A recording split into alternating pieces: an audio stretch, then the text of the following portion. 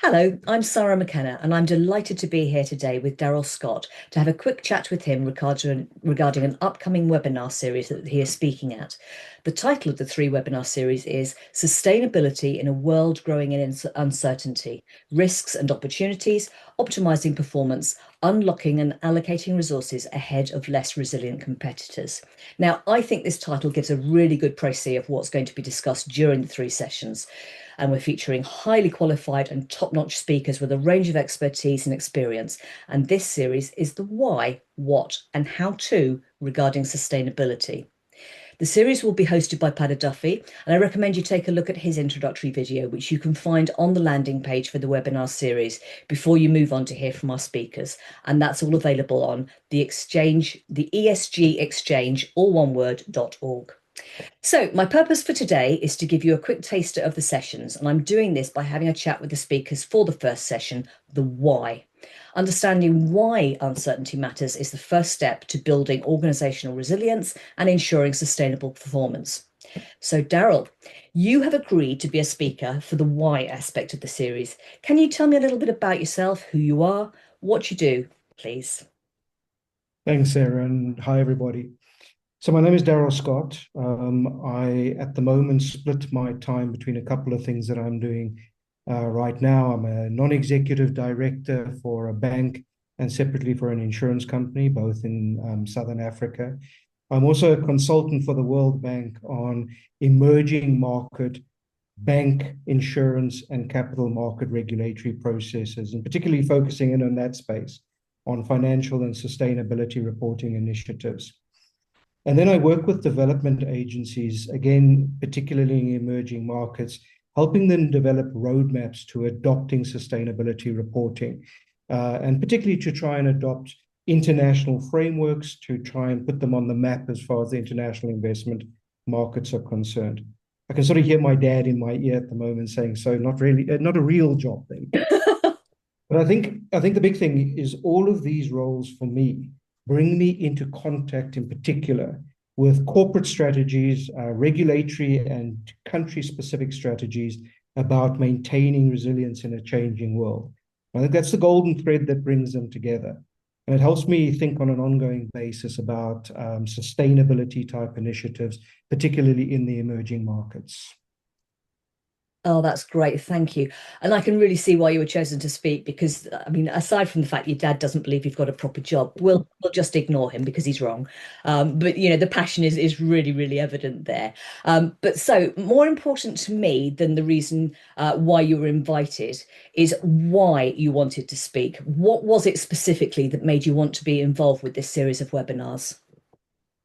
Thanks, Sarah. And again, I guess the biggest thing for me, and I do come at this from a particular angle, from a particular perspective, based on the type of work I do. So a lot of what I'm doing is focusing in on how corporates are operating within emerging markets, and in particular, how they look at the risks and opportunities that they take, how they do the consideration, what the driver is for those risks and opportunities.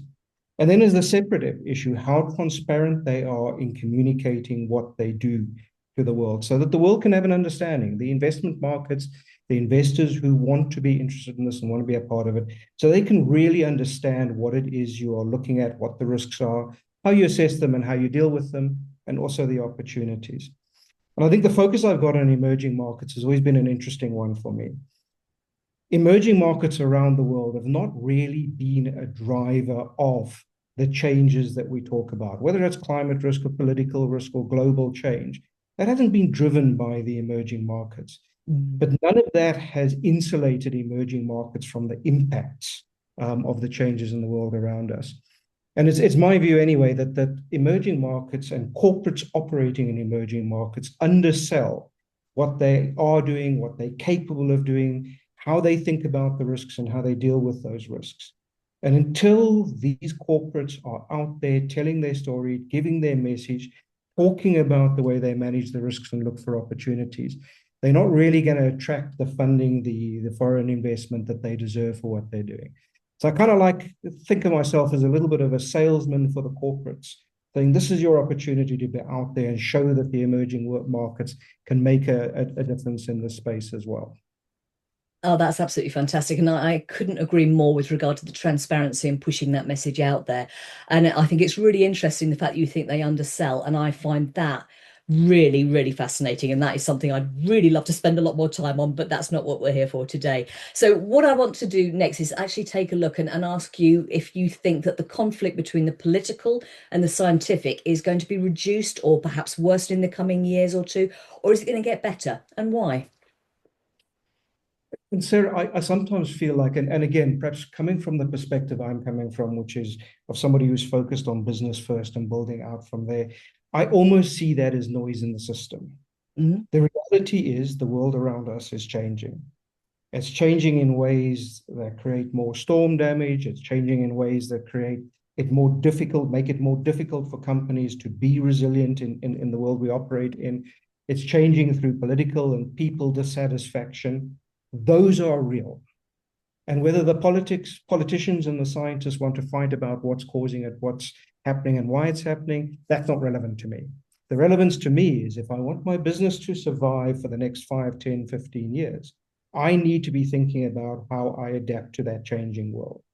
And that adaptation doesn't matter who wins the fight about what's actually the cause of it. You have to be able to say that you can adapt to it. I mean, perfect. It is quite clear that you and I are of a mind in many, many areas. And once again, I'm going to have to rein myself in a little so that we don't get completely off track and end up speaking for far longer than we're supposed to. Thank you so much for all of this. I'm actually really, really looking forward to seeing you and the other speakers do a really deep dive into this subject matter because it is absolutely critical. Now, before I let you go, I just want to ask you one final question. And that is, what is your personal goal for the webinar? As in, what do you hope that the delegates will take away from the sessions? I think I'd like people to start thinking, and the title of the session is why. I want them to go away with an in-depth understanding of why they should be taking this seriously. And to move away a little bit, there's been lots of rhetoric, there's lots of misleading information out there. This is about making this your company more survivable and about making it more resilient and about telling your story so that people ultimately who invest in you understand your story. And if people can walk away with that one sentence, that means I've delivered hopefully what I want to deliver in the session. Oh, that's great. Thanks again, Darrell. That's really good. I have thoroughly enjoyed hearing from you today, and I'm very much looking forward to hearing more on the subject. And that opportunity for me is on the 18th of September, which is when the webinar starts, and that is the why start. So, Darrell, thank you again. Look forward to seeing you on the 18th. Thank you. Sarah, thank you very much.